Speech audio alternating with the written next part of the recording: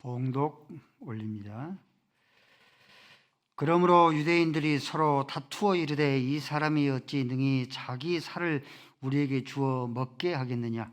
예수께서 이르시되 내가 진실로 너희에게 이르노니 인자의 살을 먹지 아니하고 인자의 피를 마시지 아니하면 너희 속에 생명이 없느니라.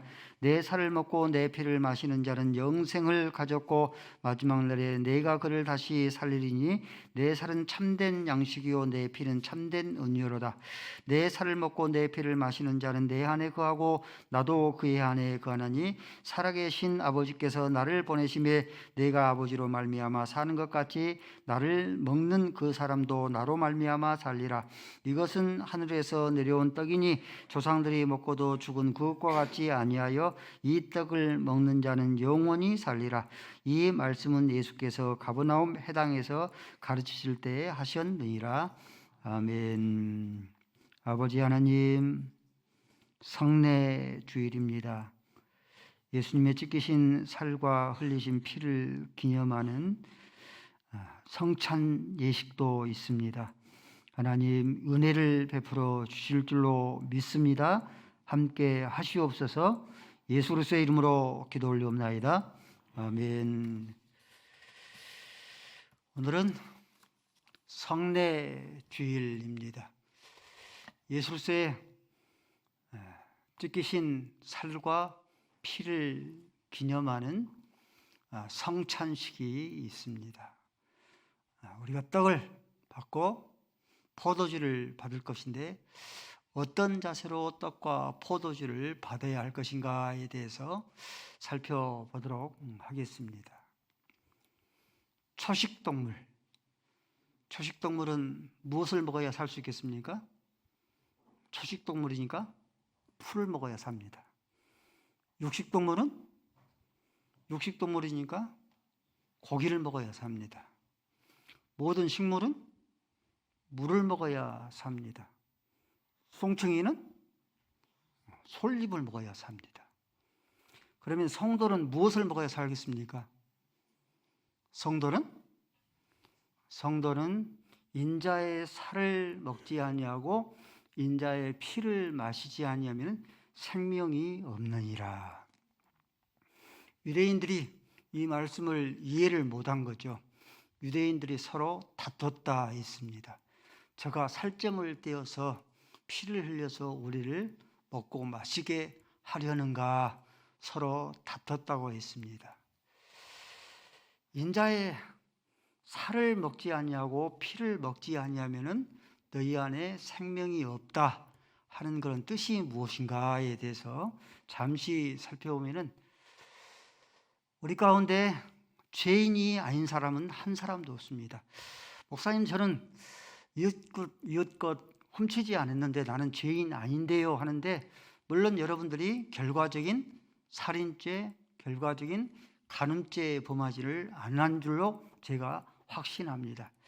근데 마음 가운데 미움만 품어도 이미 살인한 자예요. 마음 가운데 음욕만 품어도 우리는 이미 간음한 자입니다. 살인죄, 간음죄를 범하지 않았지만 목사님, 나는 한 번도 마음 가운데 미움 가져본 적이, 마음 가운데 음욕을 가져본 적이 한 번도 없습니다 하는 분 혹시 계십니까? 없죠. 그러므로 우리가 로마서 3장 23절의 그런 말씀처럼 모든 사람이 죄를 범한 거예요. 그러므로 우리가 하나님의 영광에, 하나님의 나라에, 하나님의 보좌에 이를 수 없는 그런 이유입니다. 인류 가운데 아무리 성인 군자라 할지라도 누가 마음속에 한 번도 마음속에 미움과 음욕의 마음을 품지 않는 자가 누가 있겠습니까? 그러므로 모든 자가 다 죄인이죠. 죄를 범했기 때문에 죄에 대한 값을 치러야 되겠죠. 죄의 싹이 뭡니까? 그러죠. 로마서 6장 23절 말씀에 죄의 값은, 죄의 싹을 치러야 되는데 죄의 싹이 사망이다. 저와 여러분이 모든 사람이 죄를 범하였고 죄에 대한 싹스로 사망, 하나님의 진노로 인해서 소멸당해야 마땅한데, 제 말씀이 맞죠? 논리적으로? 저와 여러분이 모든 사람이 죄인이기 때문에 죄에 대한 그런 값으로 사망, 죽음을 당해야 되는데 하나님의 아들 예수께서 저와 여러분의 죄를 대신 지시고 대신 십자가에서 대신 죽음을 당하셨습니다. 그러므로 내가 제 아들 그 저주와 사망, 진노를 예수님께서 대신 당하셔 버렸기 때문에 내가 죄가 있어요, 없어요? 내 죄의 대가를 예수님이 대신 당하셔 버렸기 때문에 내가 죄가 없잖아요. 죄가 없는 백설기의 의인이 된 거예요. 백설기의 의인이 됐기 때문에 죄 때문에 하나님의 영광이 이르지를 못하는데 죄가 다 사함 받았기 때문에 없이함 받았기 때문에 그래서 생명을 얻는 겁니다. 성례식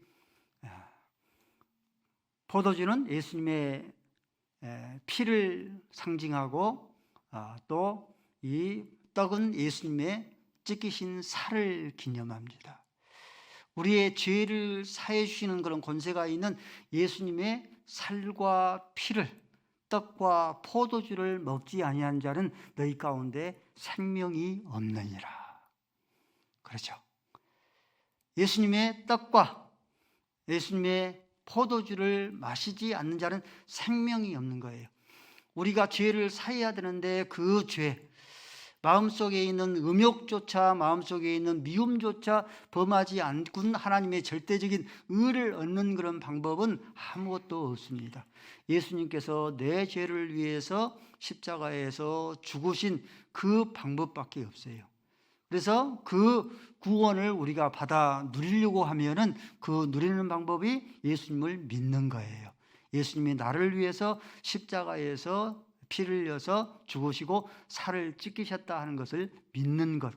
살과 피를 먹지 아니하면은 너희 가운데 생명이 없다. 이 말씀이 인자의 살을 먹지 아니하고 인자의 피를 마시지 않으면 생명이 없다 하는 그런 뜻입니다.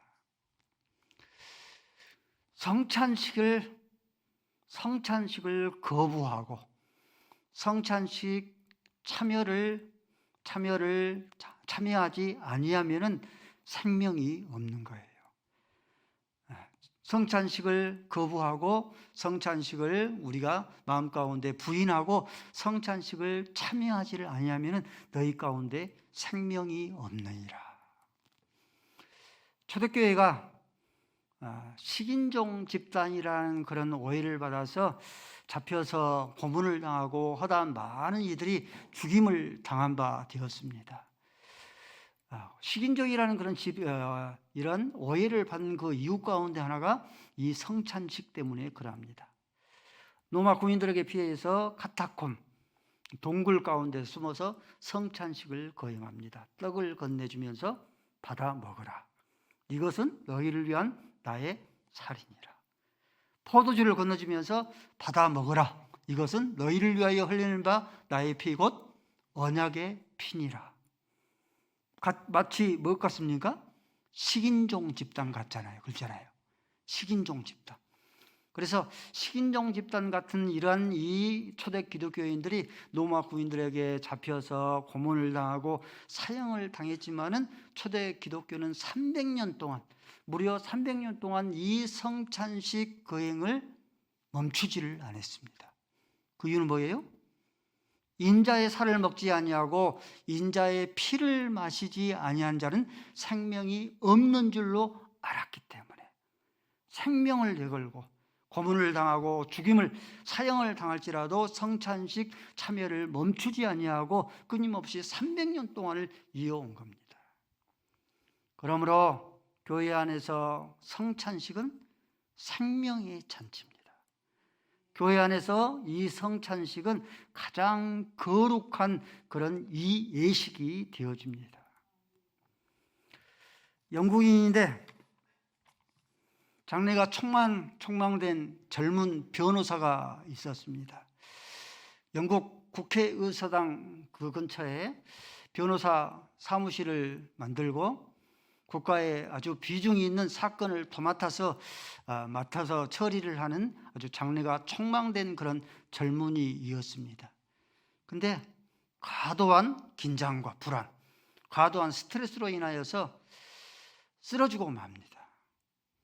거기에다가 정신 착란증이라는 그런 이것에 겹쳐서 일상적인 그런 생활을 하지를 못하고 망가져가기 시작합니다. 설상가상으로 이 젊은 변호사가 자신은 무가치하고 더럽고 불결하고 쓸모없는 그런 자다하는 자학증까지 생겨가지고 자살하기를 결심합니다. 이 소식이 영국 교회에게 바닥에 퍼집니다. 그래서 영국 교회가 나서서, 많은 성도들이 나서서 그 젊은 변호사에게 복음을 전하고, 그 복음으로 말미암아 하나님의 사랑이 영혼 속에 깊이 스며 들어옵니다. 나 같은 죄인인데, 나 같은 불결한 자인데, 더러운 그런 자인데 예수께서 십자가에서 못 박아 죽으심으로 말미암아 모든 죄가 깨끗하게 씻음받고 정결하게 되었다, 그렇게 고백하게 됩니다. 그래서 이 사람이 누구냐면은 우리가 찬송가 285장 자주 불렀던 샘물과 같은 보혈은 그 찬송의 이 가사의 주인공입니다. 찬송가 258장 샘물과 같은 보혈은 1절에 이렇게 되어 있습니다. 샘물과 같은 보혈은 주님의 피로다. 보혈에 죄를 씻으면 정하게 되겠네, 정하게 되겠네. 2절 말씀에 저 도적 회개하고서 보혈에 씻었네, 저 도적 같은 이 몸도 죄 씻기 원하네, 죄 씻기 원하네. 3절 말씀에 날 정결케 하는 피보다 그 사랑 하옵네, 살 동안 사랑 받은 사랑 늘 찬송하겠네. 285장 샘물과 같은 보혈의 찬송의 그런 이 주인공입니다. 인자의 살을 먹고 인자의 피를 마신 바 되어서 정결케 되어지고 저와 여러분들이 생명을 얻은 바 되었으니 육체의 남은 때를 나도 늘 찬송하겠습니다. 나의 나된 것은 내가 아니라 하나님의 은혜입니다. 하나님의 은혜만 찬송하겠습니다. 저와 여러분도 그렇게 고백할 수 있기를 바랍니다. 페카니즘이라는 그런 단어를 여러분들 들어보셨습니까? 희생주의, 헌신주의를 많은 다른 말로 이제 표현하기도 하는데 페리카니즘이라 하는 그런 단어를 사용하곤 합니다. 페리카니즘에는 이것은 새 가운데서 페리칸이라는 그런 이 새가 있는데, 이 새는, 어미새는 새끼 새들이 무럭무럭 자랄 동안 끊임없이 먹이를 물어다가 자식에게 모여줘서 끊임없이 자라게 합니다. 그리고 마지막 죽을 때가 되어지면은 그 자기의 부리로, 날카로운 부리로 앞에 있는 이 털들을 다 뽑아요. 그래서 피가 나오겠죠. 그 피를 새끼에게 먹이고 그 살점을 새끼에게 먹여서 자기는 마지막 최후를 맞이합니다. 페리칸이즘입니다. 예수님께서도 페리칸이즘의 그런 삶을 사셨어요. 살아생전에 공중에 나는 새도 굴이 있고 여우도 굴이 있고 공중에 나는 그런 새들도 궁지가 있지만 인자는 머리 둘 것이 없도다. 겉옷 하나 남기지 아니하고 페리카니즘의 그런 삶을 사셨습니다. 그러므로 예수님께서 페리카니즘의 그런 삶을 사심으로 나 같은 죄인의 생명을 구원해 주셨으니 예수님, 나도 페리카니즘의 그런 삶을 살겠습니다. 아가페데이. 우리 마음속에 가장 깊이 마음속에 담아둔 한 영혼을 위하여서 페리칸처럼 나도 내 살점을 떼어내고 내 피를 쏟아 먹은 것처럼 내가 그들을 향하여서 손을 내밀어서 그들의 영혼들을 인도하겠습니다. 예수님과 같은 그런 삶을 살겠습니다. 그런 마음의 다짐을 하면서 여러분들이 오늘 떡과 포도주를 받을 수 있기를 바랍니다.